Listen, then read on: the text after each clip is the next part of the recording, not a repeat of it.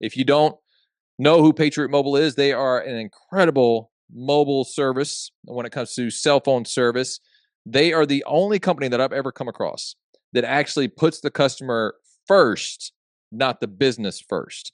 And they are faith, family, and freedom oriented. So when it comes to them being America first, Christians, family first, that's who they represent, and they do it well. Patriot Mobile. All right. If you want to try out Patriot Mobile, you bring your own device. If you go to patriotmobile.com/NRP, so that's Nick's Right Podcast, NRP, you'll get your first month free. And I guarantee you'll be able to use the same cell phone towers that you're using now, but you'll actually have a higher importance when it comes to gaining your signal because you'll be right below first responders. You won't be low person on the totem pole when it comes to Spectrum. Man, I'm switching. Like, I'm tired of Spectrum. I can't do anything unless it's on Wi-Fi. And so every time that Wi-Fi doesn't work, I have to turn off the Wi-Fi, and then it just slows way down, even though it's on 5G ultra wideband or whatever it is. Spectrum sucks, dude. It sucks. I'm going to read the next few because they're funny. All right. Well, hurry up. I got to use the bathroom. He said, all podcaster notice. Please get to the point. Thank you. Yeah. And then blinky, he says, blanky, snappy nap. I'm going to read it this way because to me, this is taking the Lord's name in vain. But he says, "Hey, Seuss, get to the point." Okay. Yeah. That's, I'm dealing with. Here's a what do you call it? Feminist. Here's a feminist response. It's still a woman's choice. She can do whatever she wants and take the consequences. And then someone clapped back. That was Miss Hellfire. I bet she's interesting to date. And then Adam said, yeah, that's not how it should work. You don't get to choose to murder someone just because it's inconvenient. Oh, I'm sorry. Yeah. That's not what he said. He said, yeah, that's not how it should work. You don't get to choose to murder someone just because it's convenient. Yeah. Yeah. Thank you. I think it could go either way when it comes to that, inconvenient or convenient. Like, sure. Yeah. Depending on how you're communicating it. Most of them don't argue it's not life now. They argue human life isn't sacred. Oh, and there's 8 comments on this. All right. See, okay. Now we're getting down to brass tacks because. Well, now we're getting down to what you were talking about. That's exactly right. Yeah. That's what I want. And I think that person has a good point. They don't care if it's life or not. They don't care. All they care about is what the previous person said, whether it's convenient to have the baby or not. That's all that matters to them. And they look at that like it's the mother's life is at stake. It's so ridiculous. It's so ridiculous. But okay, read that again and let's move on to the responses because this is all right. So this guy said his name is Matt C. Matt C. said most of them don't argue it's not a life now. They argue human life isn't sacred. First person to respond is SecondThat, SEC that. They said the argument is not life but personhood, which has a requirement of having achieved consciousness or ability to regain consciousness. And then Matt Clapback said, for some it is. For many, consciousness isn't in the equation and human life is inherently sacred. And I'm like, and all I did in response to that is preach, exclamation point. Yeah. And then the other person clapped back saying, hang on, I got to hit the more button so I can see the whole comment. The sacredness of life is the sacredness of life is very tenuous from a biblical perspective. God certainly doesn't demonstrate it. He certainly has zero problem with his followers taking lives. In fact, he goads his truest follower into killing his own child with his own hands as a morbid demonstration of faith. The evangelicals' sudden belief ginned up in the 1980s seems rather disingenuous. I'm going to clap back at that. All right. She's talking about Abraham.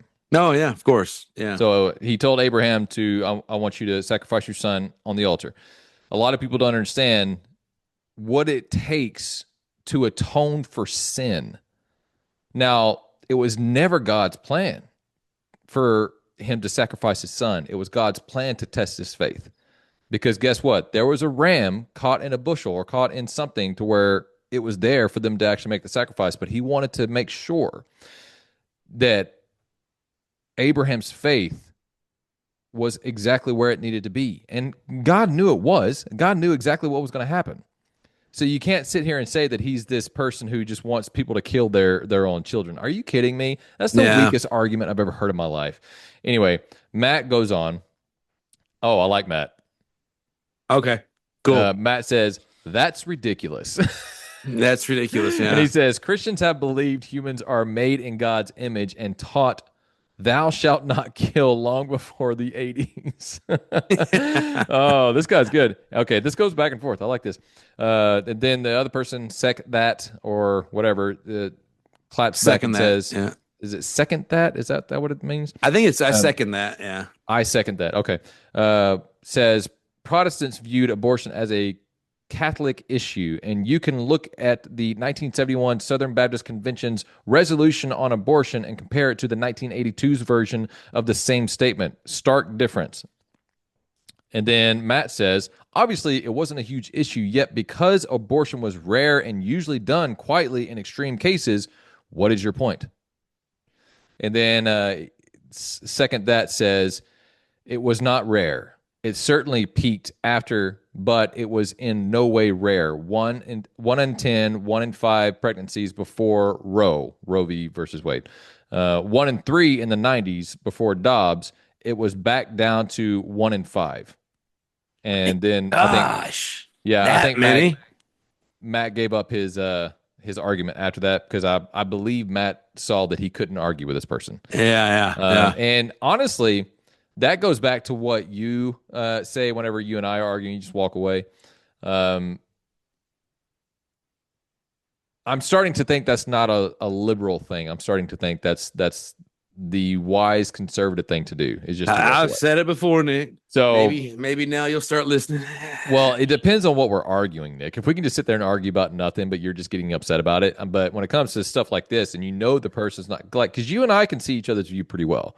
The thing is, if I just continue to argue the other side, that's when you get frustrated. It's not that I don't understand your side. No. That's not. Are we going to have this conversation, man?